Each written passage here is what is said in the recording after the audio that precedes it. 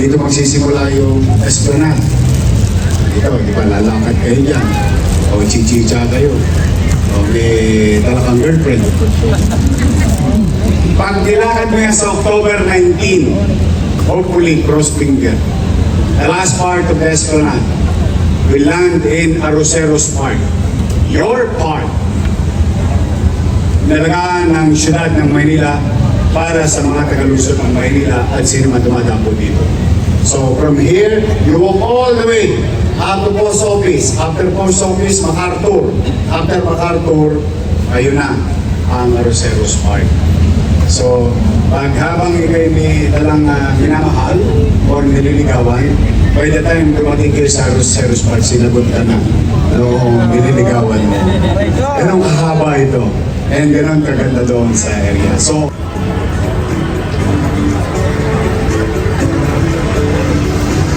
ang sinusulat ni Mayor Isko Moreno Dumagoso ay Manila, My Manila.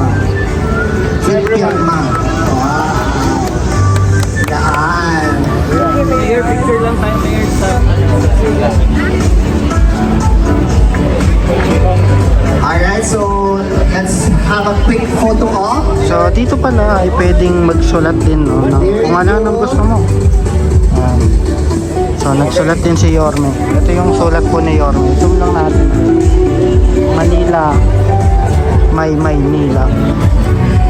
Manila, So May palakpakan natin ang ating mga namumuno dito sa lungsod ng Maynila. So iba-iba. And now, Pasig to give River us a Esplanade, few exact words location, of Binondo, Intramuros. appreciation and greetings, and let's call on our Vice Mayor, Chi tayo. Atienza.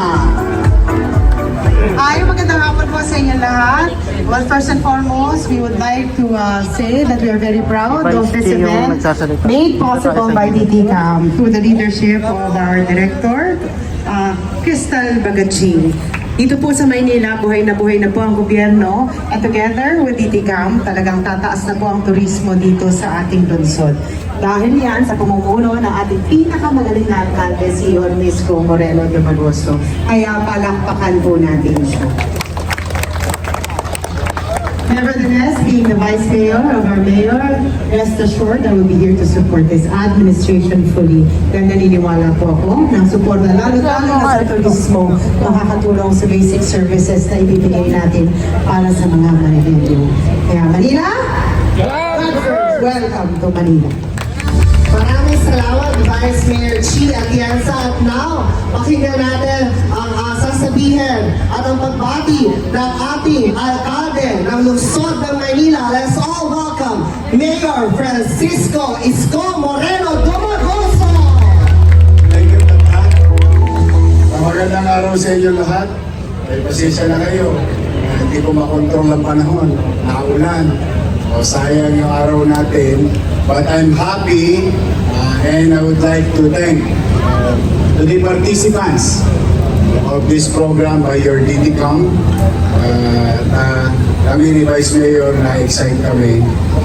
Na gusto nyo bang ulitin natin to? Opo! Wait. Gusto nyo ulitin natin? Opo!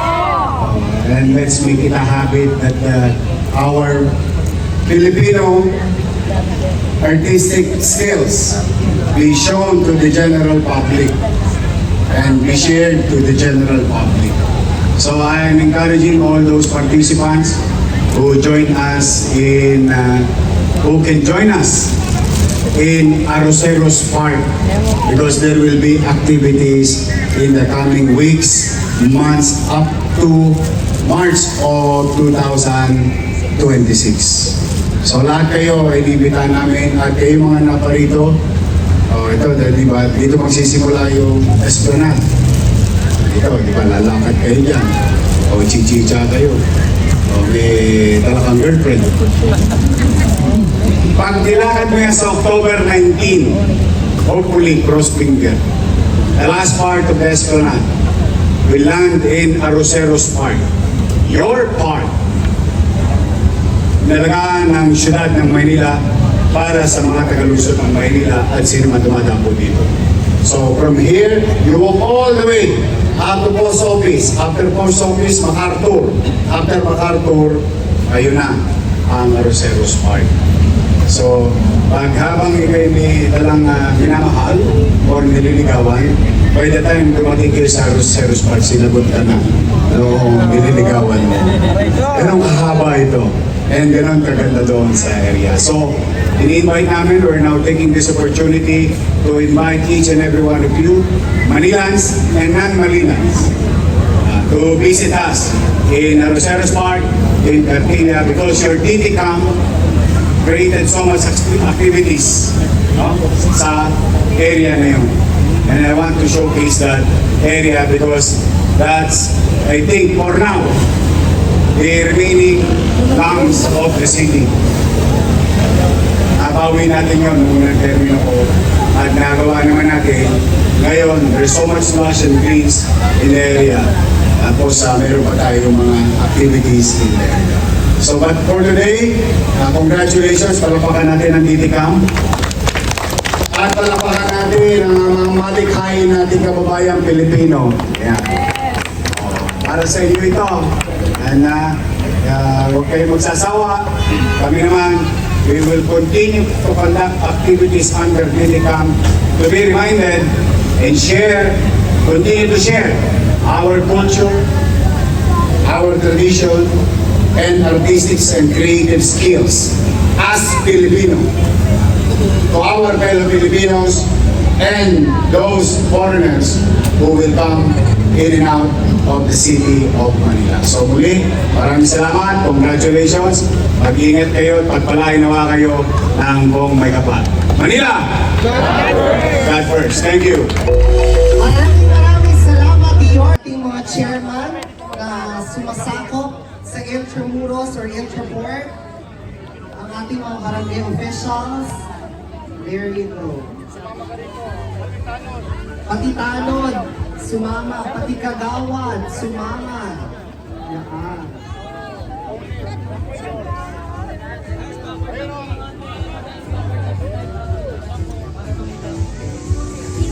Doon sige bang skate park doon sa kabila? Oo nga eh, niyari yung skate park ko doon eh, pinira eh. Sinira, but anyway, umanatan kayo. Ang problema ko na lang, Chape.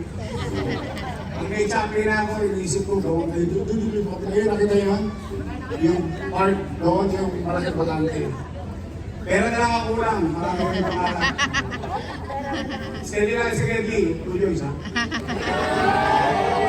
Huwag kayo mag-iiba ng stoplight, ha? Geng, geng. Out kitchen. Geng, geng.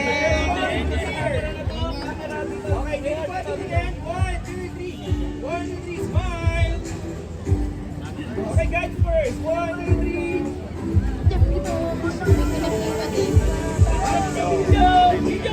Wait. Ready? 3, 2, 1.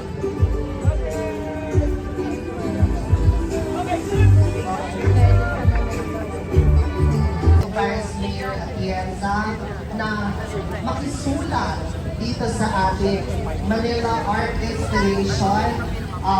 This is part of their graffiti. So, after na to, babalik tayo sa pagdaan dito sa harap. Pagkalo mo ng straw or like anything. Hanggang sa mag-ulas dito. Both sides, may harap, may likod, may pilit. Huwag na lang kayo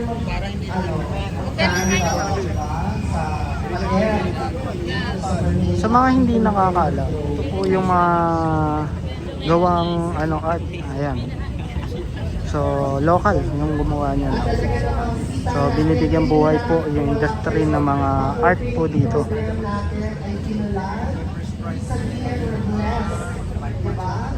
We're blessed because ito ay blessing from the skies. Nauna natin itong open air gallery. So what do you expect? Open air gallery. So, ayan, nakikita natin yung mga hadlang Hindi naman ako nagpapalit. Pero hindi ito hadla para matapos ang ating exhibit, ang ating gallery. Dahil you can see all the way there, madami tayong mga booths. So, pinagpupukusan dito yung kultura, art. So, madami tayong booths na doon. Ma'am, wala mga mural yan, ma'am. Shoutout kay Patricio, nag-live portrait. Salve, no? So, pinicturean niya ako. Sa tapat lang yan ng Mama Bean. So, if you also want a live portrait of yourself, just go there kay Patricio na booth. So, the drawing ka niya.